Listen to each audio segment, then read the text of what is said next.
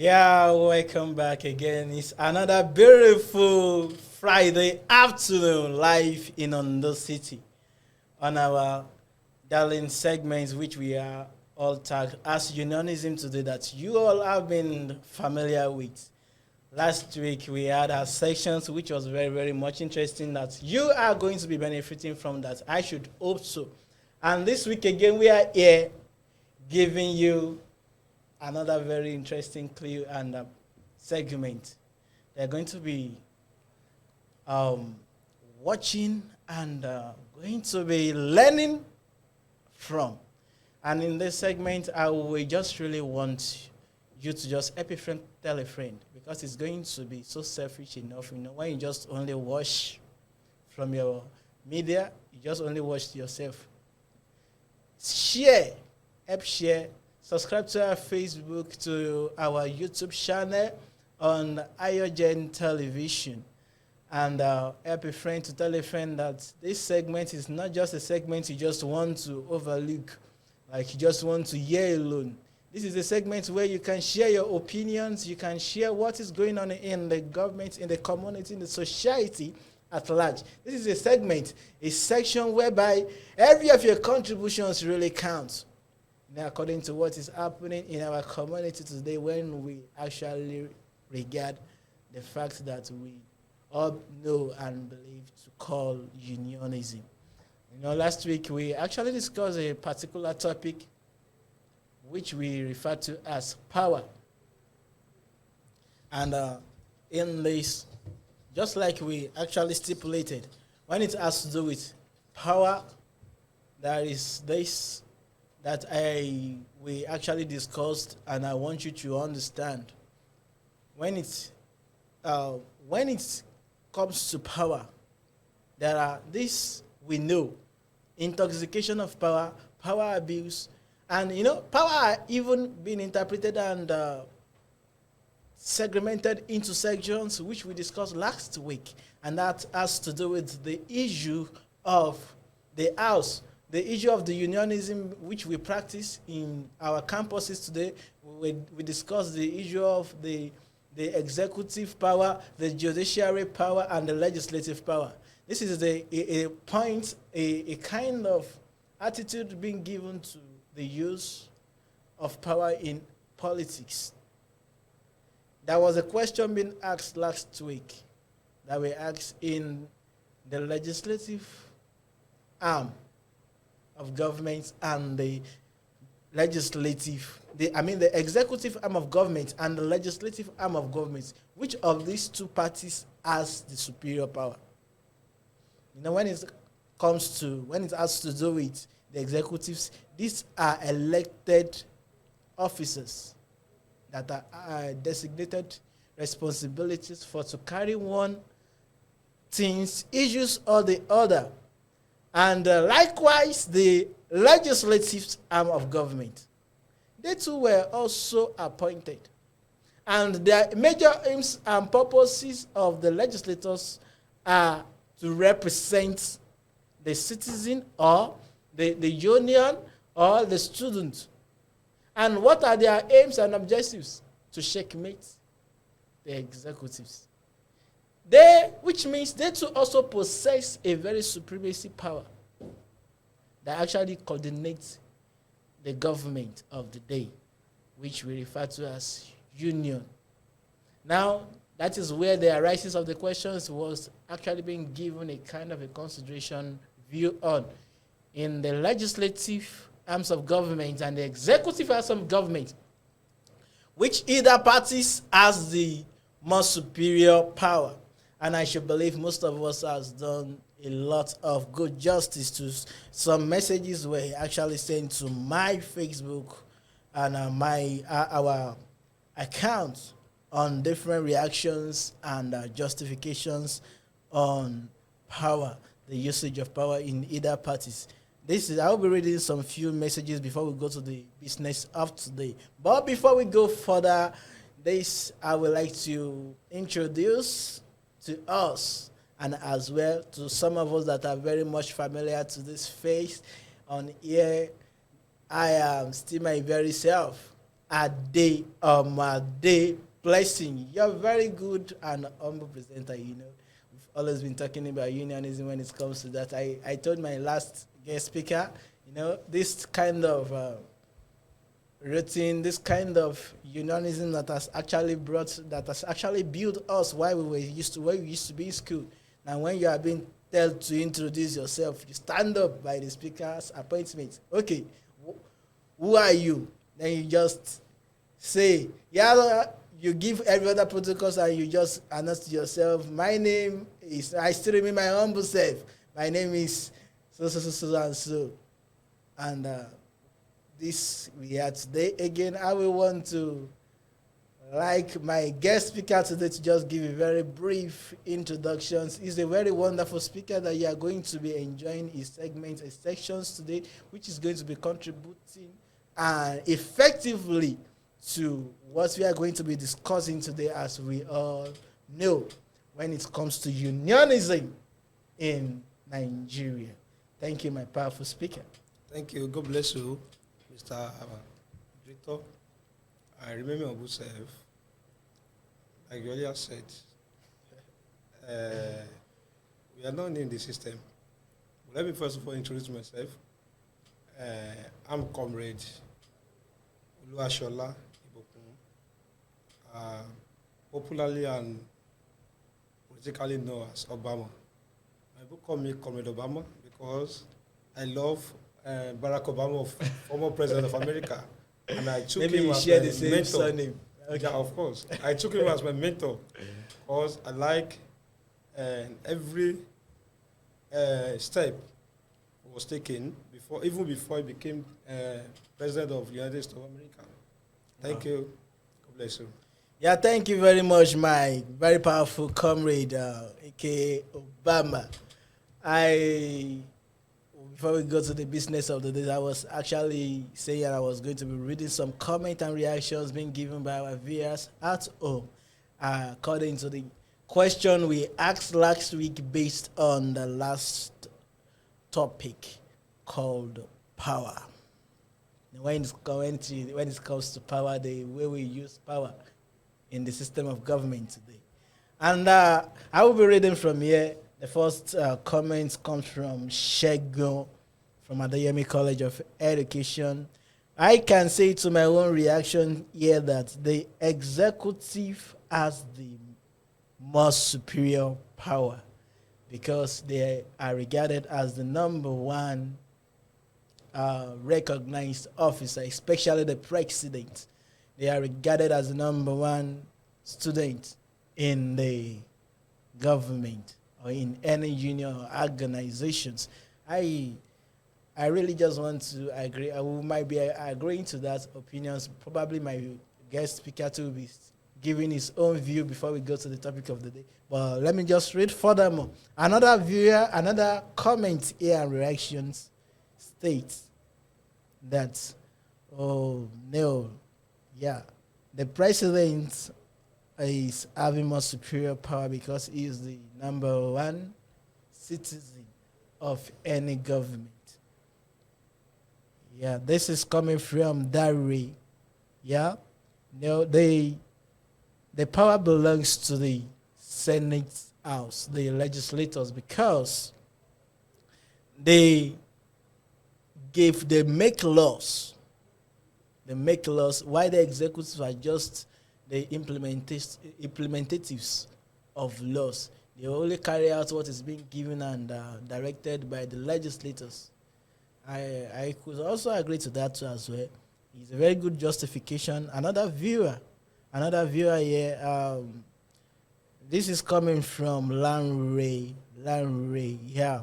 Lanray said the president has more superior power to the legislative, the number one legislator, which is the Senate president or the speaker, because he is the first appointed number one citizen of any union.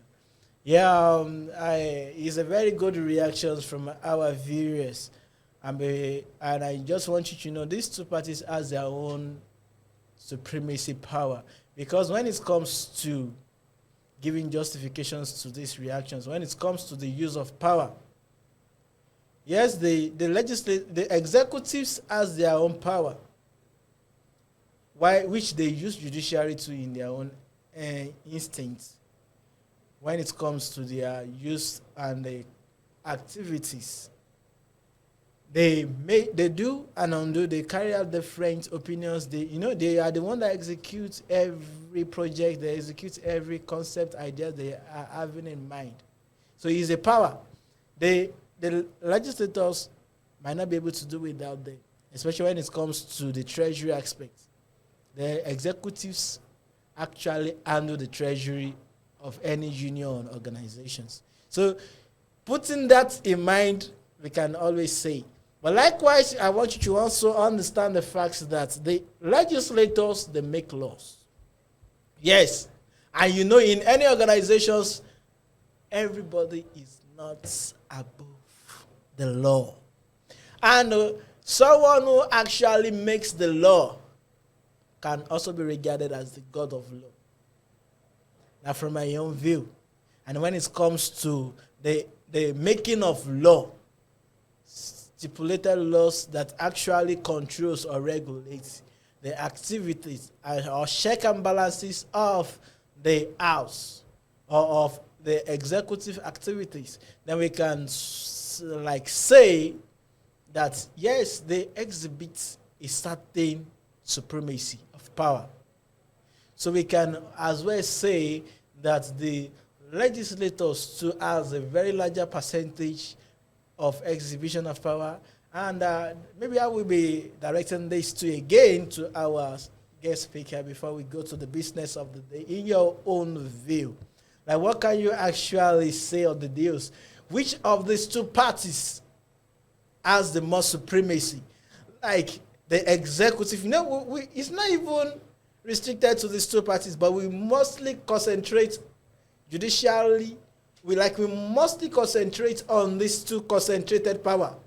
We have three arms of government, but the most active government that affects even our day-to-day activities in the world, let me just put that generally, is the legislators and the executive arm of government. So to my guest speaker today, I want you to just give your own brief reaction to this justification, to this question. Now, what can you say to this? Who do you think has the most supremacy? Sam. Thank you. Like you said, when we are talking about democracy, you said that democracy is the government of the people and by the people and for the people. At the same time, democracy is being practiced by the government in power. Yes. It's a practice of the power. Of course. That should be our main discussion and topic. Of course. But I just want to give a very brief justification. Supremacy between the executive arm and the exactly. Thank you. Like you said, the only thing I can say about it is that, my own point of view, because in every government, the number one priority and the major responsibility of legislative arms is to make law. Yeah. To make law that will enable to create an enabling environment for the people they are representing on.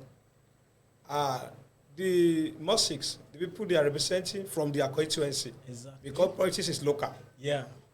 They elected them for a particular constituency. They are being sent to make a law. Legislative arms, they were not elected or being sent to make policy. It is the responsibility of executive arms to implement the policy made by the legislative arms of the government. Yeah. And as it is, in my own view, in brief, I could see, because I so much believe of caring and taking care of the masses, the hopeless, the people they are governed on. I can see the executive arms of government as, that's my own perspective, as most powerful, As a because power they are taking care, they are into the welfareism of their the- people. yeah. And that is that one should be the priority and the major reason why you are in power. Yeah. Welfareism of your people must be number one. Although the legislative arms of government, they are to checkmate the executive. Yeah. They are to see to day-to-day activities Activities. of the executive arms of government. Yeah, thank And you. I want to tell you in conclusion, there are whatever laws being made by the legislative arm must be duly signed by the head of the government, any government, which is executive Exactly, arms. which is So in my executive, conclusion, yeah. executive arm is more powerful Than than the- legislative arm. Thank you very much. Yeah, thank you, my powerful comrade. You have made a very great justification to this. Because when it comes to the share of power, more larger responsibility are concentrated to the executives. Because, if there is a weak in policy making by the executives are going to be held responsible, not the legislators. So if anything is actually wrong, if the road is wrong, if everything is wrong in the society, the people you make referration to is the executives. The executives are the one not doing this. The executives are the one that, they are the this. Because they believe that is why they were elected. And the major reasons why we have the legislators is for them to be able to checkmate. Okay, let us give you the do's and don'ts, a kind of a guidelines for you to follow as an executives. Okay, as a society, this should be the kind of a rules. Even if a rule is going to be implemented, are still going to go through the office of the president to or the first executives of any state or community to check if there are no kind of bad implementation or passing of bill. Because if there are contradictions, probably a side is enjoying a particular benefit of law than the other, then definitely the president might be able to use in his own initiatives like this is actually wrong. So which means even if anything that has to do with law is being implemented, goes through the office of the president. So we can actually say and agree that the executive arms of government shares the larger percentage of supremacy in government. Because most of this, what actually brought about this question last week is because of the challenges, the situation, and the conflict resolutions we have on our campus today. In most institutions in Nigeria, if you look at the genesis of the problem, it is always between the legislative arm of government and the executives. Whereby you see, we have in very cases where you see the executive arm and the legislative arm of government reacting to themselves as cats and dogs, which in the other hands affects the masses, the larger union bodies at large. Every student or organizations cannot be there to operate the system. There will always be a designated power, a designated responsibilities, which is the reason for the existence of unionism that we have today. And we all also believe, as we earlier said in our previous discussions, the reason and the existence of unionism in our campuses, which is the pace setter of our policies being practiced today in any system of government, which we all refer to as politics today, that we are going to be deliberating on. Before we go further, this I said earlier is a segment that you are going to be benefiting from and going to be enjoying today in our darling online TV section. Why just hearing this to yourself alone? I said it in my introductions. Help a friend to tell a friend to watch and subscribe. Go to your YouTube channel, subscribe to AYOGEN so that will be able to give or send us a kind of a notifications and reminder each time we are on our program. You can be able to remember that, yeah, so time at so time on Thursday, or on Friday precisely, a program is actually coming up, which I don't just want to miss. So that is why you need to subscribe to our YouTube channel, AYOGEN TV, and go to our Facebook and like and follow us on our Facebook and Instagram page. Yeah, that will be that today. Once again, well, we'll be going to, because of our time, we'll be going to our topic for today that we actually tagged as democracy. As earlier said and discussed, like almost been discussed by our guest speaker. We are going to be discussing this very interesting topic in this segment again, that I just wish you put or give your own quota of contribution. And this segment, this is not your kind of contribution that we just do the talking alone. Is a segment whereby your opinions, reactions, your calls, your messages are going to be highly welcomed, and we will want to share your own view as regarding this topic, democracy. You know, when it comes to democracy, some we used to remember in our secondary school days, in our primary school days, when democracy is actually being defined. What is democracy? Democracy is the government of the people, for the people, and by the people. Yeah, that is in government and social study, if I'm actually right. No, when it comes to democracy, this is the kind of a segment you just want to, a kind of a question you just want to start asking yourself. Is democracy the government of the people? Like, we have like 3 segments, like I can just actually deduce. Democracy is actually divided into 3.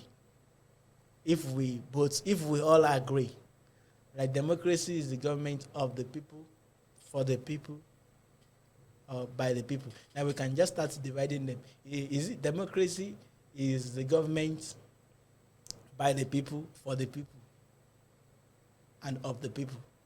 That's another segment. Is democracy actually a democracy of the people, by the people, for the people? We have of, we have by, and we have for. This is 3 segments. Now, what point of democracy exactly are we really practicing in this our darling country? Because, and it's not about country alone, because this, if we look at in our schools, institutions, and unionism today, we all preach the gospel of democracy. We've been given our freedom from military system of government, and now we are into democracy, which we believe that democracy should ought have been a freedom of liberty to our day-to-day activities, to our way of life. But in other hands, this is the kind of questions we need to start asking ourselves today. Is democracy really the government of the people, for the people, and by the people? And we'll be discussing this briefly, and I will want our guest speaker. Is the kind of questions that we really need our attentions to, that we really want you to give your opinion and view of. And before we start taking reactions from home, I will want our guest speakers to just give a kind of his own view and justification to. Thank you, my powerful comrade Obama. Thank you. Once again, I greet everybody watching us throughout the whole world. Like Mr. Moderator said, I'm really practicing democracy, mostly in Nigeria. in my point of view, I can say no. The reason why I say this, democracy, according to our heroes, our forefather, Yeah. Abraham Lincoln, he said, democracy is the government of the people, by the people, and for the people, For the people. which is categorized in the three different segments. And as it is, what our forefather trying to tell us is democracy, like I said earlier, that politics is local. Because before you can appointed or elected in a certain position, Exactly. you must be recognized and identified from your own constituency. Probably from your When I'm local talking chapters. about constituency, I'm referring to your own unit, because a nation starts from home. Wow. And after, let me just do the brief analysis.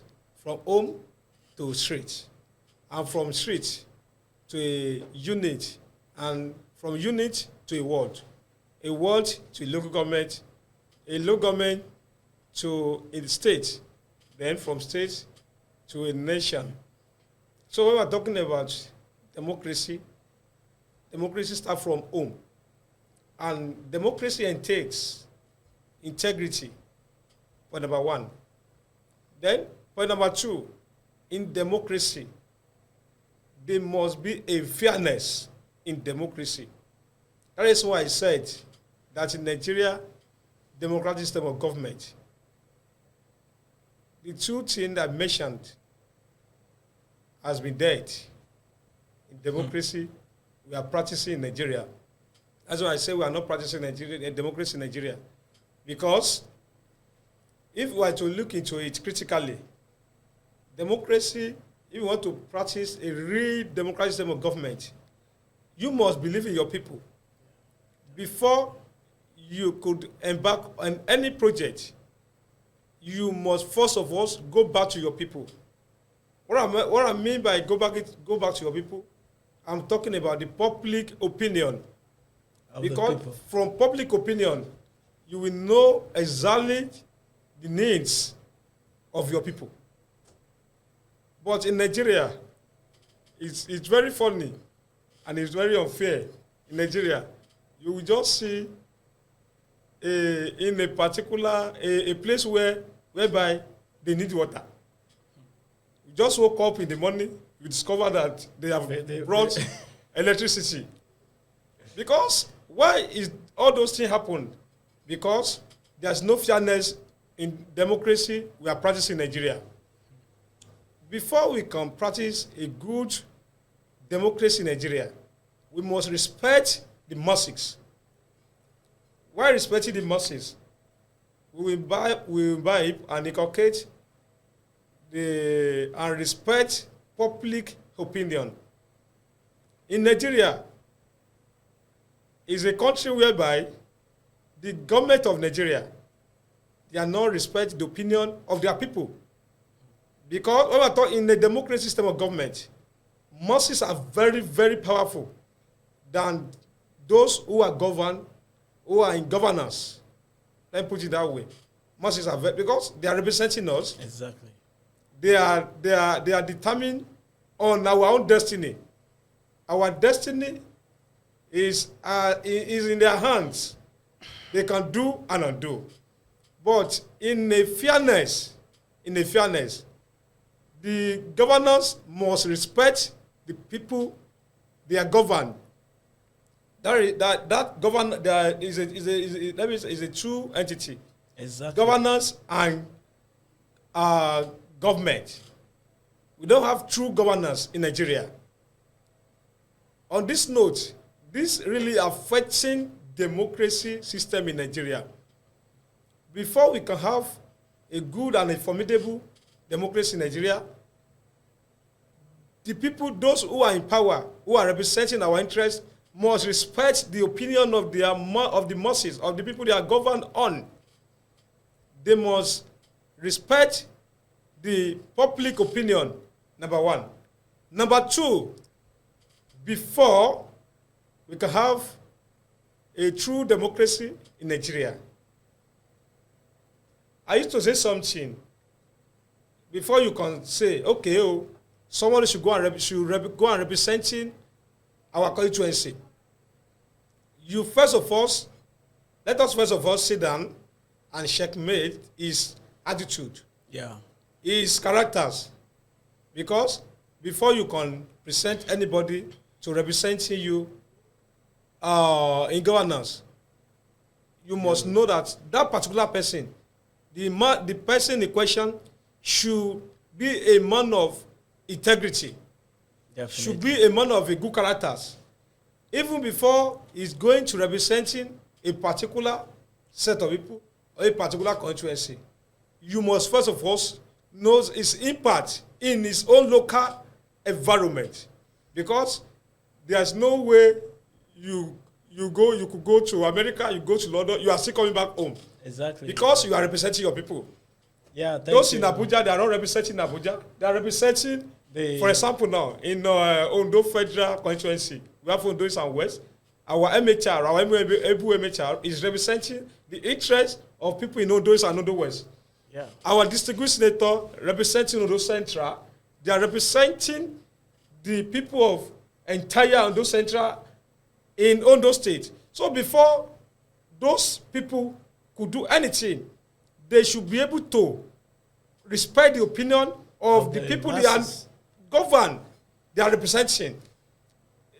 By the time they are inculcating and imbibing such idea, that's how we'll be able to have a true democracy in Nigeria. But to my surprise, these days, even if Mosiks are looking for something, if Mosiks say, okay, this is what we want, to my surprise, the Nigerian government, there's no respect for public opinion. You say what? Water, like when the masses actually need water, they're being given electricity. Of course, it is. That is why that's why I said there must be a fairness and integrity, and we must look into a kind of people, the type of people that we send to representing our interests, so that we'll be able to give us a true and a genuine dividend of democracy. At the end of the day, we won't regret why appointing such or giving him an opportunity to representing our interests. Thank you. Yeah, thank you, my comrade. Before we go further, I like that kind of justification, but we still need to, there are still more questions and opinions we are still going to be deliberating on. As according to the question is being tagged, democracy. Then what is actually democracy? How is democracy to us? Now, according to the definition, the right definition of democracy is like democracy is the government of the people, by the people, for the people. I should believe so. Sure. Then let's make a very quick analysis of this. We are talking about the government. The government actually belongs to the people. Sure. And it's of the people. When you are talking about democracy, that's the word democracy. That is the origination of democracy. Those who actually for the freedom actually brought this concept of definition from this view. The masses, the government of. The word of actually refers to the masses, the us. It's a powerful label.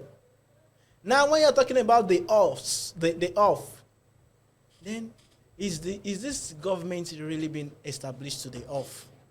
And then let's now go back to let's go again to the next definition, the government by. Now, who are the by? BY. Then definitely we have some selected set of in the by. Can I come in? Yeah, exactly. Thank you. You said government of the people and by the people. The government of the people they are referring to the Mosiks. I used to say whenever I'm addressing people, I say Nigeria, it is as it is now. Nigeria belong to selected sort of people, not all of us. So I can refer the government by. Did I really want to agree to that? No. Now, because when you talk about the word Nigeria, the reason why Nigeria is us. The reason why I say this, it is because the reason why I make such conclusion, it is because of the state of the nation, the state of democracy in Nigeria. For the fact that the Nigeria entirely, let me say the Nigeria government, they doesn't have respect for democracy. They don't believe in the opinion of the masses. They don't know what's nice for their masses. We might still be going there. Okay. We still have a lot to discuss. Okay, thank you. It's a very big and interesting topic that we are discussing today, because, in fact, I wish we still ruminate on this for like 2 weeks before we just call the topic today. Okay. Now, when you talk about they buy, they are selected set of people according to what you said. Now, we have another definition, which is the government for. Now, when you're talking about the government for the people, which makes it the democracy, then we are talking about the execution and the responsibility, which is expected to be exhibited by the buy, which is the selected set of leaders. Let me just use the word leaders. Now, the questions we are still trying to make a kind of an emphasis on as this current stage. It makes me remember this view. You know, there's something that has been lost in our unionism on campuses, probably. Now, I've been making references a lot in our segments on the word campus, because I want to believe that whatever politics or unionism or whatever activities of government you are practicing today actually started from somewhere. And that is the place of unionism. And that is our campus, our page setter. So I will be making reference back to that. When it comes to unionism, I will want us to understand some certain facts, like when it comes to the word democracy being practiced, there are this kind of concentrations that has been found missing in our unionism, in our politics, in our use of governments, our way of life today, and that is the place Congress, and that is the masses. Since I gained my admission and the number of years I've spent in my college days, I don't really think I can remember the time I've witnessed these scenarios, Congress activities. And according to what the word Congress that we all know and believe, we understand the fact that Congress is the voice of the masses. This is the masses. This is where every union, whether you are a Christian, whether you are a union practitioner, whether you are a politician or not, whether you are an artisan, whether you are old, you are young, you are a baby, you just want to find yourself in this sports. Probably it could be a kind of appointed set of people representing you. They are the masses generally in view. This is where opinions are being deliberated on. Okay, we elected some set of people into power. What is happening with them? What is this and that? You know, according to the law, we say we have a stipulated law. But according to my research, I come to realize that Congress are more superior to any established constitution. So, which I don't want to assume. I just want to say or deduce as a view. Probably Congress, maybe we are having phobia of revisiting the clause Congress in our use of government. If we can see today in Nigeria, it's been a very while we have a confederal system of activities whereby we have the Congress, a convention. It's been a very long time we've experienced the word or the activity convention which actually supersede the activities of the system of government being practiced, whereby decisions and opinions on how your government of the day by day today is being analyzed and put into corrections or justifications. And this is where the feedback of, and that's where the word democracy for the people is to be putting a justification into.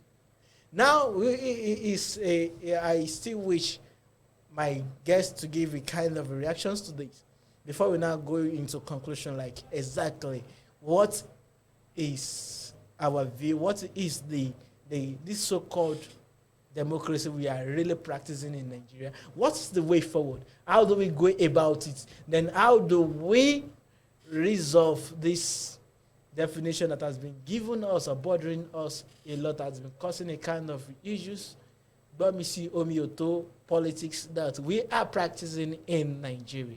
Thank you, Mike. Thank you. God bless you. What you are really saying, the solution. Like before the solution, like I just make a kind of an enlightenment on the issue of convention, which has to do with the Congress activities. Okay, in the Unionism. And why we having phobia on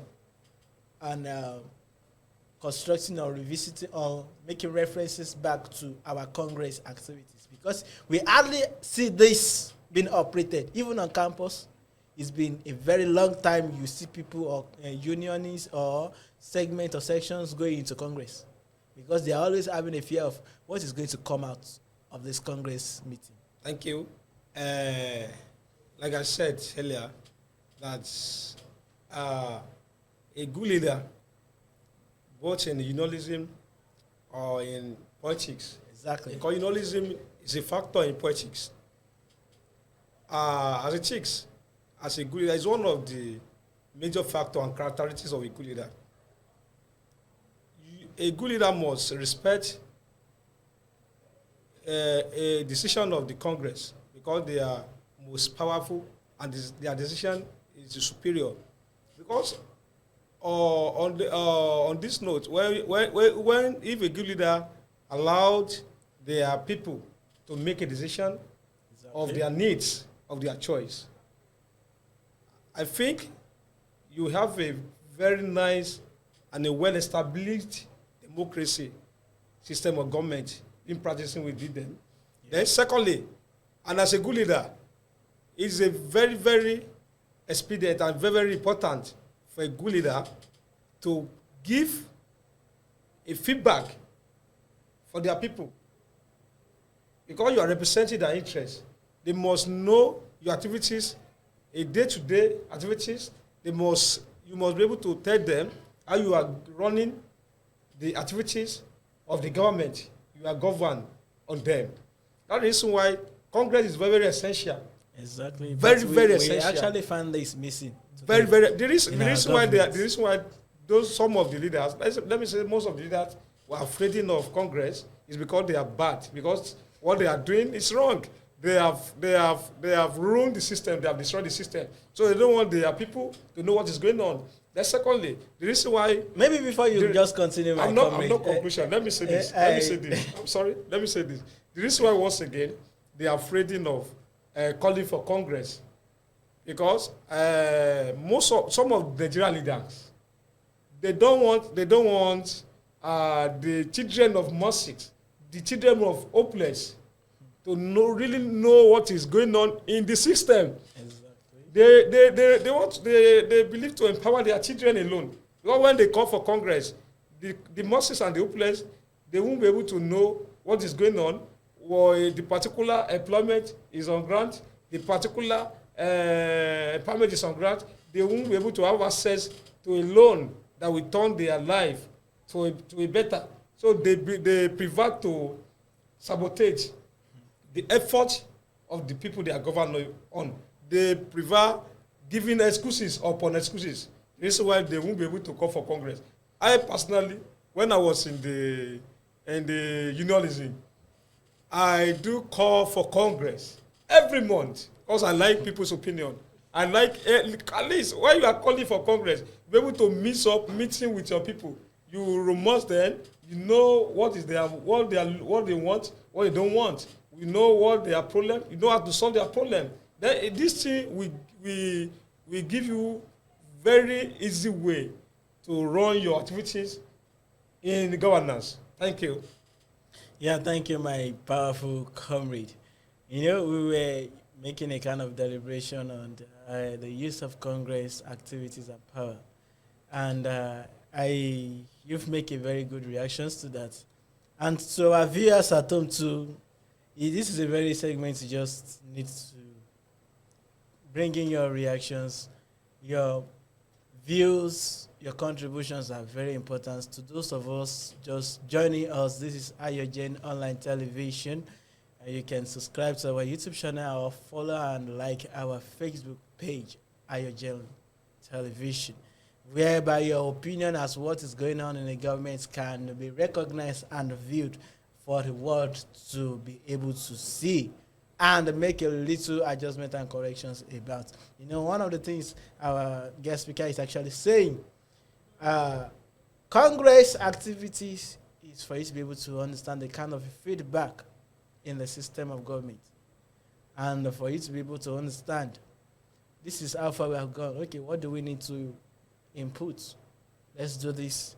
Let's do that. We come to understand that a lot that we're having phobias on the summoning of Congress these days, even in our union, so-called unionism being practiced in campuses, or the likes. And it's a question of why, and why. And thank God we've been able to have a kind of a little view and insight about many of this why we have in the country today, reasons why we have all this. Even many people in politics don't really even understand the place of convention or Congress in the Constitution, because it has not been existing, it has not been happening. And that is what actually made up our democracy. Now, if we are actually defining or giving a kind of definition to democracy, is this is the view whereby the people take their own larger responsibilities by appointing the leaders into power. And you as a leader, you discharge your own responsibilities by executing the normal things you are expected to have done, either in form of project or the likes. And as well, give a kind of a feedback through conventions and hearing their views. I should believe that we are going to be having a better government someday. And it's a question of which I'll be throwing to the House in large and to my guest speaker. Like the democracy we practice today when it comes to the system of government, which we have defined the government of the people, by the people and for the people. Now, bringing in the place of convention in. Now, the kind of questions we are going to be propelling before we call it a day, which I will want our viewers at home to give their kind of reactions and contributions on is just like we have it in our system of government. What is the future of democracy in Nigeria? Not as we have defined it. You know, we actually define the government. We define the democracy as the government of the people, by the people, and for the people. This so-called democracy, what is the future? You make a kind of reactions according to the system of government being practiced today. Now, many of our leaders today are trying to hide the law of truth, like by not making their responsibilities, or like not implementing their responsibilities. So for one way or the others, a lot of things are actually put under toes and nails, and for these reasons, which has been bringing in lots of defaults in their system of government. Now, you come to understand, whether we like it or not, this so-called set of leaders to also have people young youths, young upcoming unionists or political practitioners that are coming to one day occupy their political positions and the likes, which we all regard and know as our youth of tomorrow. Now, coming to this point of view, my powerful guest speaker, then exactly what is the future of this so-called democracy of government? Thank you, Mr. Moderator. As democracy it is in this country presently, a great country, Nigeria, as it is, personally, I don't see a good future for democracy in Nigeria. The reason is this. Then if definitely if there is no light in the democracy. Let me expatiate. Exactly. This is why I say this. It is when we change our intellectual, monetary, and political orientation, mostly the youth. That is when we can have a reasonable and well-organized democratic system of government in Nigeria. Because they used to say, we are the leader of tomorrow. When is the tomorrow comes? It's not in my environment. It's not how you see a man of 50 years will be a youth leader in a particular party. I will say refer himself as a youth. I will be telling you he has tomorrow. At the age of 50 years. Can you imagine? Now, and as it is, number one, I will use the avenue to address Nigeria youth. We must change our rotation first. Exactly. Because as a youth, we believe even we have a leader with a good way, with a pure mind, who want to genuinely serving his people, but he is not financially buoyant. By the time he got to his constituency or his local government, the youth of that particular local or particular environment will frustrate him. They will frustrate the good will he has for his people. When he's not financially buoyant, that person may force himself to access some loan in the bank because he wants the position at all costs, and he won't go there. He wanted to be there to serve their people. So number one, we must cancel that orientation. We must not. The Nigerian youth believe so much in money.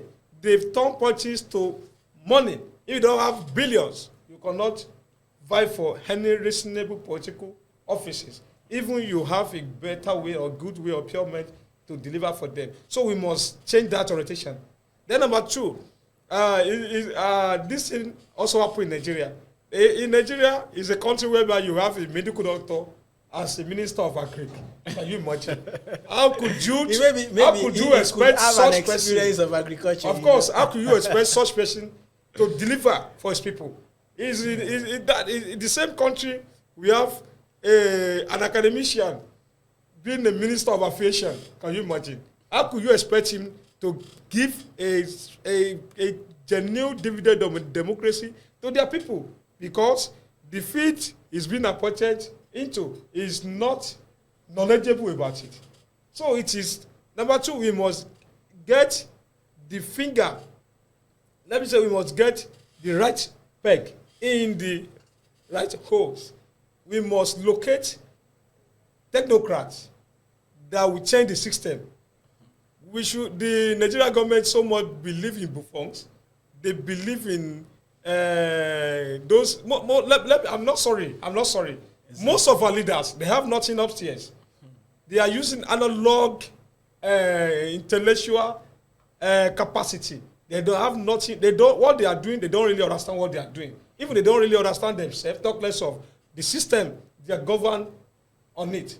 So it is when we locate those people who really has what it takes, exactly, who really understand what democracy is, who really understand what masses is, who really understand what to call governance.